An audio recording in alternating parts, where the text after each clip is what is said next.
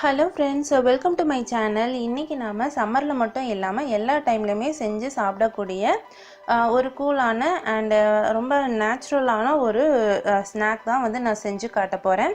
இதில் வந்து பார்த்திங்கன்னா நான் எந்த விதமான கலரிங்கோ இல்லை கெமிக்கல் ஐட்டம் எதுவுமே வந்து நான் ஆட் பண்ண போகிறது கிடையாது. கம்ப்ளீட்டாக வந்து நேச்சுரல் ப்ராடக்டை வச்சு தான் நான் இந்த ஸ்நாக் வந்து செய்ய போகிறேன். ஸோ இது பேர் என்ன அப்படின்னு சொல்லி பார்த்தீங்கன்னா ஆரஞ்சு ஃப்ரூட் ஜெல்லி தான் வந்து இன்றைக்கி நம்ம செய்ய போகிறோம். ஸோ வீட்டிலையே வந்து எப்படி ரொம்ப டேஸ்ட்டாக ரொம்ப ஈஸியாக வந்து இதை செய்யலாம் அப்படின்னு சொல்லிட்டு நான் இன்றைக்கி செஞ்சு காட்டுறேன். ஸோ அதுக்காக பார்த்தீங்கன்னா நான் கமலா ஆரஞ்சு பழம் வந்து எடுத்திருக்கேன். ஸோ நீங்கள் சாதாரண ஆரஞ்சில் வந்து செஞ்சீங்க அப்படின்னா உங்களுக்கு புளிக்கும். ஸோ அதனால தான் நம்ம கமலா ஆரஞ்சு எடுத்துக்கிறோம். இந்த கமலா ஆரஞ்சுமே வந்து பார்த்தீங்கன்னா புளிக்கிற பழமும் வந்து இருக்குது. ஸோ நீங்கள் வந்து செக் பண்ணி நல்லா இனிப்பாக இருக்க பழமாக பார்த்து எடுத்துக்கோங்க. அண்ட் இதில் வந்து பார்த்தீங்கன்னா நம்ம வெளியே இருக்க தோல் எல்லாத்தையும் வந்து ரிமூவ் பண்ணிடணும். உள்ளே இருக்க அந்த பல்ப் இருக்கும் பார்த்தீங்களா, அந்த ஆரஞ்சா, ஸோ அதை மட்டும்தான் நம்ம எடுத்துக்க போகிறோம். சீடு எல்லாத்தையும் வந்து ரிமூவ் பண்ணிடணும். ஸோ இந்த மாதிரி எடுத்துகிட்டு நம்ம கிரைண்ட் பண்ண தான் போகிறோம். நீங்கள் கிரைண்ட் பண்ண தானே போகிறோம் அப்படின்னு சொல்லிட்டு நீங்கள் அந்த தோலெல்லாம் ரிமூவ் பண்ணாமல் கிரைண்ட் பண்ணி ஃபில்டர் பண்ணிக்கலாம்னு நினைக்காதீங்க.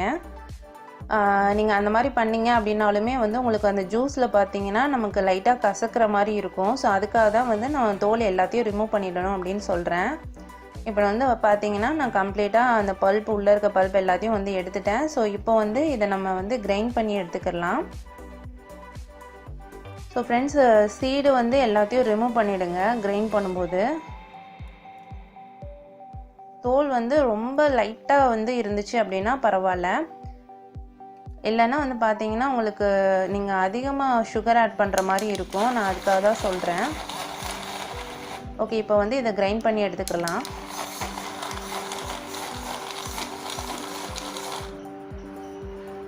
ஸோ ஃப்ரெண்ட்ஸ், நான் இப்போ வந்து கிரைண்ட் பண்ணி எடுத்துட்டேன். ஸோ இதை வந்து நான் ஃபில்டரும் பண்ணிக்கிறேன். அப்படின்னா தான் வந்து எக்ஸஸாக இருக்கிற அந்த சக்கை அப்புறம் வந்து சீடு ஏதாவது இருந்தது அப்படின்னா நமக்கு கம்ப்ளீட்டாக வந்து அது ரிமூவ் ஆகி வந்துடும்.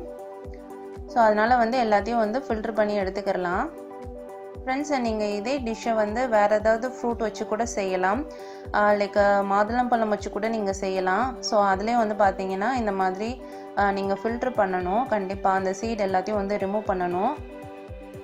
ஸோ உங்களுக்கு எந்த ஃப்ரூட்டு, குழந்தைங்களுக்கு வந்து எந்த ஃப்ரூட்டை அதிகமாக விரும்பி சாப்பிடுவாங்களோ அந்த ஃப்ரூட்டில் நீங்கள் இதை செஞ்சு கொடுங்க. நல்லா இனிப்பாக இருக்க பழமாக பார்த்து செஞ்சு கொடுங்க ஃப்ரெண்ட்ஸ். ரொம்பவே ஹெல்த்தியாகவும் இருக்கும், குழந்தைங்களும் விரும்பி சாப்பிடுவாங்க. ஸோ இப்போ வந்து பார்த்தீங்கன்னா நான் கம்ப்ளீட்டாக வந்து ஃபில்டர் பண்ணி எடுத்துட்டேன். நமக்கு ஒரு பியூரான ஆரஞ்சு ஜூஸ் வந்து ரெடி ஆகிடுச்சு. ஸோ இதில் வந்து பார்த்தீங்கன்னா நான் எந்த கலரிங்கும் நான் ஆட் பண்ண போகிறதில்ல. இதுவே நல்ல ஆரஞ்சு கலரில் வந்து நமக்கு கிடைக்கும். வீடியோவில் கூட லைட்டாக டிம்மாக தெரியுது, ஆனால் நீங்கள் பார்த்தீங்கன்னா நீங்கள் வீட்டில் செய்யும்போது பயங்கர ஆரஞ்சு கலரில் இருந்துச்சு ஃப்ரெண்ட்ஸ். நீங்கள் வந்து இதை செஞ்சு பாருங்கள். நெக்ஸ்ட் வந்து பார்த்தீங்கன்னா அடுப்பில் ஒரு அகலமான பாத்திரம் வச்சுட்டு உங்களுக்கு எந்த அளவுக்கு ஜூஸ் கிடைச்சதோ அதில் பாதி அளவு தண்ணி எடுத்துகிட்டு தண்ணி கொதிச்ச உடனே நான் அகர் அகர் வந்து ஆட் பண்ணிக்கிறேன். அகர் அகர் வந்து நாட்டு மருந்து கடைகளில் வந்து கிடைக்கும். நீங்கள் வந்து ஜெலட்டின் இருந்தது அப்படின்னா கூட ஜெலட்டின் பவுடரை கூட நீங்கள் இதில் ஆட் பண்ணிக்கலாம். ரெண்டுமே வந்து உங்களுக்கு நாட்டு மருந்து கடைகளில் தான் கிடைக்கும். ஸோ அது வந்து நேச்சுரல் ஐட்டம் தான், அது வந்து கெமிக்கல் ப்ராடக்ட்லாம் கிடையாது. நீங்கள் வந்து பேரை பார்த்துட்டு அது கெமிக்கல் ஐட்டம் அப்படின்னு நினச்சிடாதீங்க. ஸோ அகர் அகர்லாம் வந்து பார்த்தீங்கன்னா முஸ்லீம்ஸ் வந்து அதிகமாக எடுத்துக்கிற ஒரு பொருள், ரொம்பவே ஹெல்த்தியானது. ஸோ அகர் அகர் வந்து நல்லா கரைஞ்ச உடனே நம்ம வச்சுருக்க ஜூஸை வந்து இதில் ஆட் பண்ணியிருக்கேன் நான். ஸோ ஃப்ரெண்ட்ஸ், நீங்கள் ஜூஸ் ஆட் பண்ணதுக்கப்புறமா ரொம்ப அதிகமாக வந்து கொதிச்சிடக்கூடாது. லைட்டாக வந்து ரெண்டும் மிக்ஸ் ஆனால் போதும். நீங்கள் அதனால தான் நம்ம வந்து நல்லா அகர் அகர் வந்து கரைஞ்சதுக்கப்புறமா நம்ம ஜூஸை வந்து ஆட் பண்ணணும். நெக்ஸ்ட்டு வந்து நான் 2 ஸ்பூன் அளவு சுகர் மட்டும் ஆட் பண்ணிக்கிறேன்.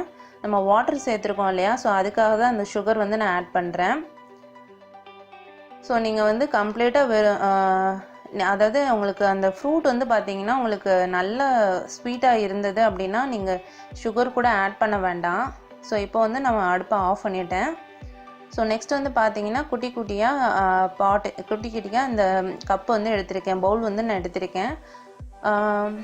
ஸோ ஃப்ரெண்ட்ஸ், நெக்ஸ்ட்டு வந்து லைட்டாக ஆறுனதுக்கப்புறமா நம்ம செஞ்சு வச்சுருக்க இந்த சிரப் இருக்கு இல்லையா, ஸோ இதை வந்து நான் ஃபில்ட்ரு பண்ணி எடுத்துக்கிறேன். ஸோ எக்ஸஸாக அகர் அகர் வந்து நமக்கு கரையாமல் இருந்தது அப்படின்னா அதுவும் வந்து நமக்கு வந்துடும் ஃபில்ட்ரு பண்ணும்போது. அதுக்காக தான் நம்ம ஃபைனலாக வந்து மறுபடியும் வந்து ஃபில்ட்ரு பண்ணுறோம்.